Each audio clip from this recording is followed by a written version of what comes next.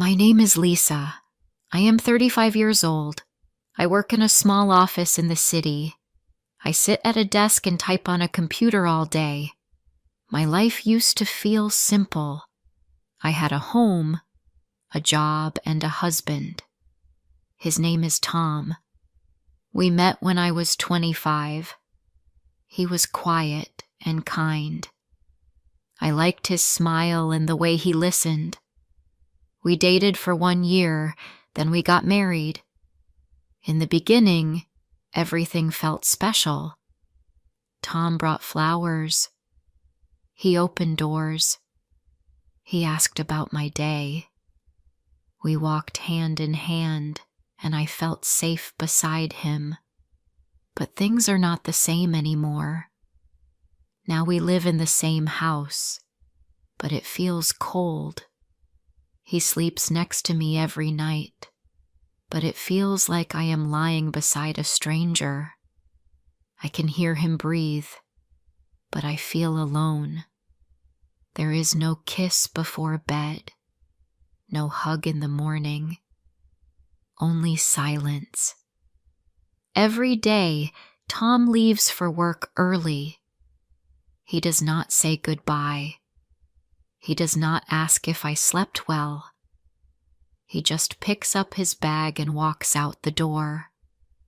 In the evenings, he comes home late. Sometimes he eats dinner. Sometimes he says he already ate with someone else. I do not ask who. Last Thursday, I made pasta. It was his favorite. I waited until 9 p.m., but he did not come. I sat at the table and watched the clock. At 10:30, he finally walked in. I stood up and said, "Hi." My voice was soft. He looked at me and replied, "Hi," while taking off his shoes. I told him, "I made pasta." He looked at the kitchen, then said, "I'm not hungry," and went to the bedroom. That night, we lay in bed, back to back. I could feel the space between us. I closed my eyes and listened to the quiet. I felt tears in my throat, but I did not let them fall. I turned away from him. I think he turned away too. In the morning, he got up, took a quick shower, and left. No good morning. No take care. Just the sound of the front door closing. I sat on the bed and looked at the wall. I did not move for 5 minutes. At work, I made mistakes. My mind was not with me. My boss asked me to check a report. I forgot to save it. I had to do it all again. My hands felt cold. I could not stop thinking about Tom. Was it my fault? Did I stop being interesting? Did I stop being pretty? That evening, I wanted to try again. I bought chicken and vegetables. I cleaned the house. I wore a nice blue dress he once said he liked. I even wore the same perfume I used years ago. I cooked a warm dinner. I lit a small candle and waited. Tom came home at 8:45. I smiled and said, "I made dinner. Your favorite." He looked at the table and said, "I'm tired. I'll eat later." Then he sat on the couch and stared at his phone. I sat across from him and said nothing. I picked up my fork and ate alone. The food was warm, but my heart felt cold. I kept looking at him, hoping he would say something. He didn't. After dinner, I sat next to him on the couch. Tom, I said. He didn't look up. Do you still love me? I asked. He turned his head and looked at me. His face had no emotion. Why do you ask that? He said. Because you don't talk to me. You don't touch me. You don't see me, I said. He stood up and replied, I'm tired. I don't want to talk about this now. He walked away and closed the bedroom door. I sat there, looking at the floor. I felt something inside me break. It didn't make a sound, but I felt it. The next day, I stayed late at work. I didn't want to go home. I didn't want to face the silence again. My friend Sarah stopped by my desk. She looked at me and said, You look tired. I'm just busy, I said. You also look sad, she said. I looked down. I didn't know how to reply. Do you want to talk? She asked. I shook my head. Maybe later, I said. That night I came home around 8 p.m. Tom wasn't home yet. I sat in the kitchen and drank tea. I looked at my phone. No message. No missed call. Nothing. At 11:30, the door finally opened. Tom walked in, quiet. He didn't look surprised to see me awake. He said, Hey, and walked to the bedroom. He smelled like perfume. Not mine. A strong, sweet smell. I stayed quiet. My hands gripped the teacup. I felt something sharp in my chest, but I said nothing. I followed him to the bedroom and lay in bed. He turned off the light and lay down beside me. The bed felt too small and too large at the same time. I didn't sleep that night. In the morning, he woke up late. He rushed to get ready. I watched him tie his shoes. He looked up and said, I have a meeting. I'll be home late. I nodded. He grabbed his bag and left. Again, no kiss, no goodbye. I sat on the bed and looked around the room. The bed, the lamp, the mirror, the clothes. Everything looked the same, but everything felt different. I looked at the spot beside me where he sleeps every night. I whispered to myself, I sleep beside a stranger. I got up, took a shower, and went to work. But the truth followed me. It sat with me on the bus. It stood with me in the elevator. It stayed with me at my desk. I was not sure what to do. I was not sure how to fix something that didn't speak anymore. At lunch, I sat outside with Sarah. I looked at the street, the cars, the people. Is it still Tom? She asked. Yes, I said. You don't look happy, she said. I don't know how to be happy anymore, I replied. She looked at me and said, Then maybe it's time to ask yourself a hard question. I didn't answer, but I knew the question, and I knew the answer might change everything. The next morning, I got dressed and left early. I did not eat breakfast. I did not say goodbye. Tom was still in bed. I did not want to see him. I just wanted to be alone. At work, I tried to stay busy. I answered emails. I printed papers.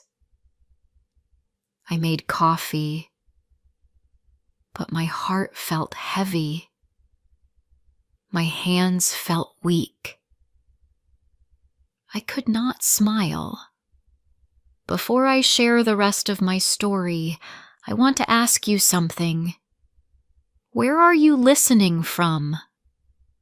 Sometimes I wonder if someone out there truly hears me, someone who understands what I'm feeling. It gives me strength to know I'm not alone. So please, tell me in the comments. At lunch, Sarah came to my desk. She said, "Come eat with me." I did not want to, but I said yes. We sat on a bench outside.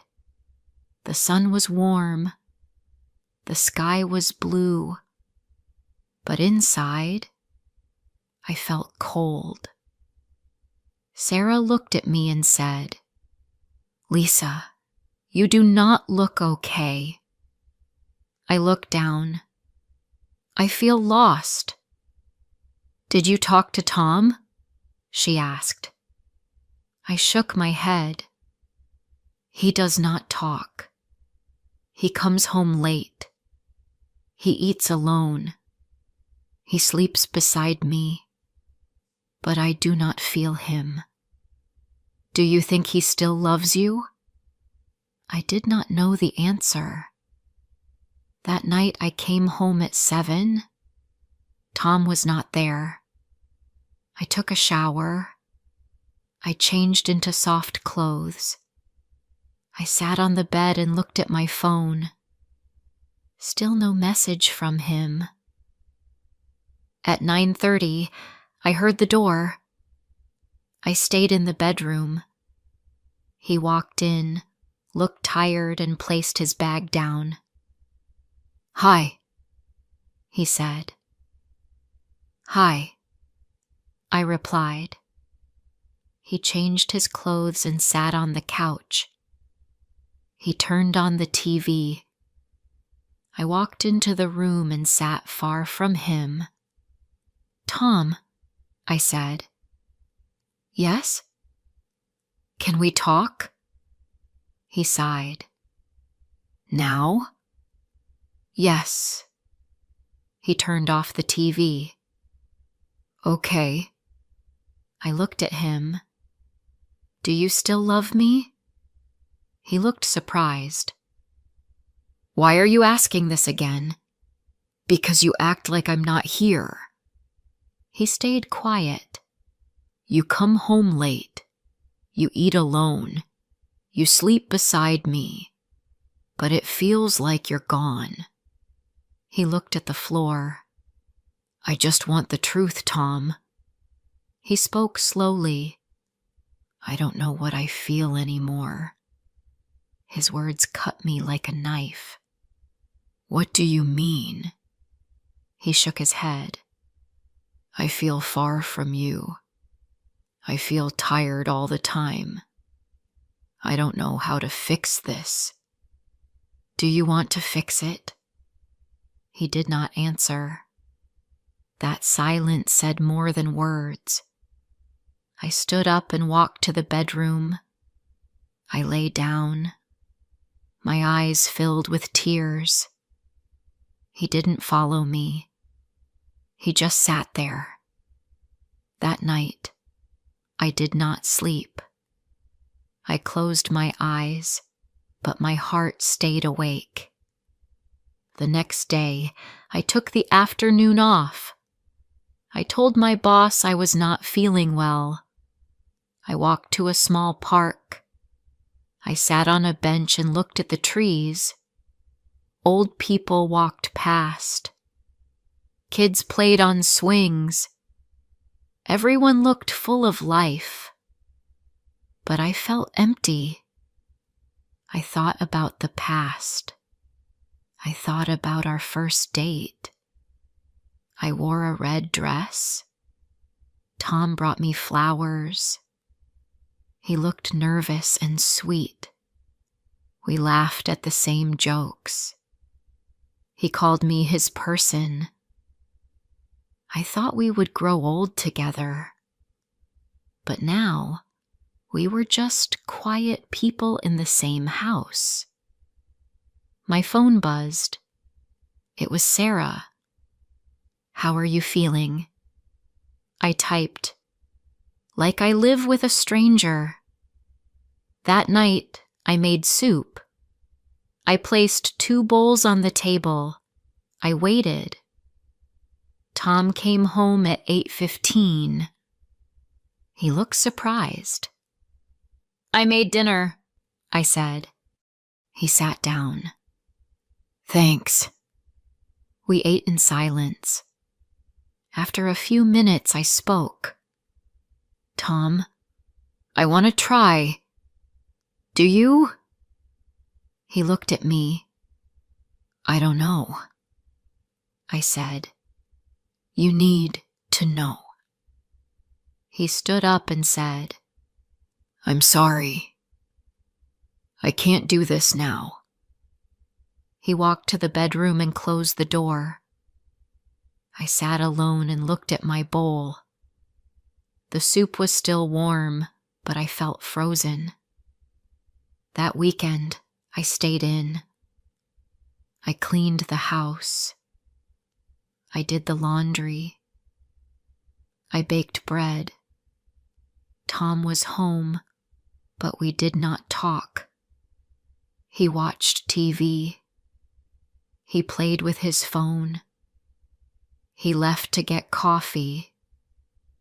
He came back with none for me.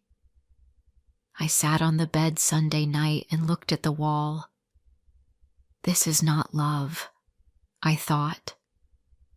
On Monday morning, I packed a small bag. I took a few clothes. I took my toothbrush. I left a short note on the table. "I need time. Please don't call." I took the train to Sarah's place. She opened the door and hugged me.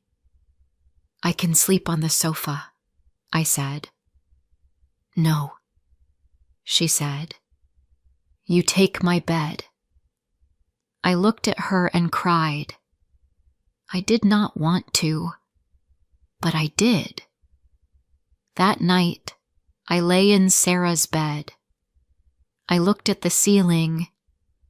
I felt sad, but also free. There was no silence pressing on me, no cold wall in the bed, just quiet peace. Tom did not call. Not that night. Not the next. I went to work. I ate with Sarah. I walked in the park after dinner. I felt like I could breathe again. After 3 days, Tom sent a message. "Can we talk?" I stared at the screen for a long time. I didn't reply. I looked out the window. The city lights were soft. My chest felt tight, but I also felt strong. For the first time in years, I was listening to myself. That night, I sat by the window. I looked at the street lights. Cars passed. People walked. Life moved on. I held my phone, still looking at Tom's message. He wanted to talk, but I didn't know what to say. I stayed at Sarah's place for one more night. She made tea and told me, "You don't have to go back just because he asked." I nodded. "I know. I just feel tired. Everything feels heavy." "You don't have to decide now," she said. "Take your time." The next morning, I woke up early. I sat in the kitchen with a cup of coffee. I thought about my life, about Tom, about the love we used to have. It was real once, but it felt so far away now. It felt like another life. I looked around Sarah's small apartment. It was quiet, clean, warm. I felt safe there, but I also knew I couldn't hide forever. That afternoon, I texted Tom. "We can meet. Just talk. Nothing more." He replied fast. "Okay. At home? 7 p.m.?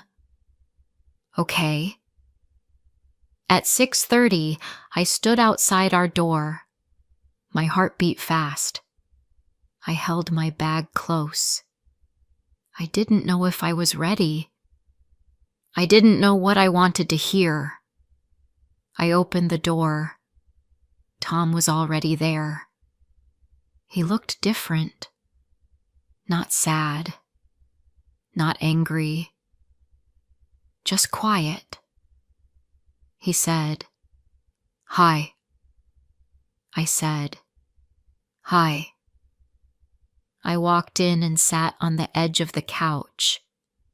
Tom sat across from me. For a long moment, no one spoke. Then he said, "Thank you for coming."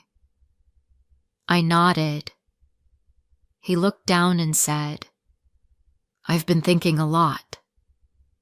I waited. "I was not kind to you. I was not present. I made you feel alone. I know that now." I looked at him. His voice was soft. "I didn't know how to talk about my feelings, so I said nothing. That was wrong. I just stopped trying." I felt something rise in my chest. I said, "You didn't just stop trying. You stopped seeing me. I was there. Every day. And you walked past me like I was part of the wall." Tom looked like he wanted to cry. "I know," he whispered. "It's not just your fault," I said. I also stayed quiet. I waited. I hoped. I wanted you to notice me, but I never told you how much it hurt. He wiped his face. "I was afraid. Afraid of hearing that you were unhappy. Afraid of the truth." I said, "But the truth came anyway. It always does." He looked at me. "Lisa, I miss you. I miss what we had.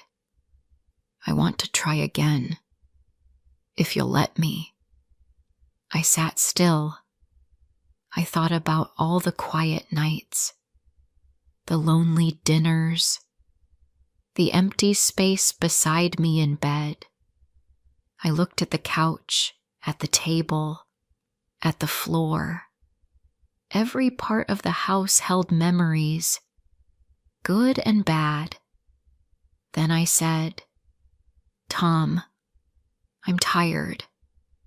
I'm tired of feeling small in my own home.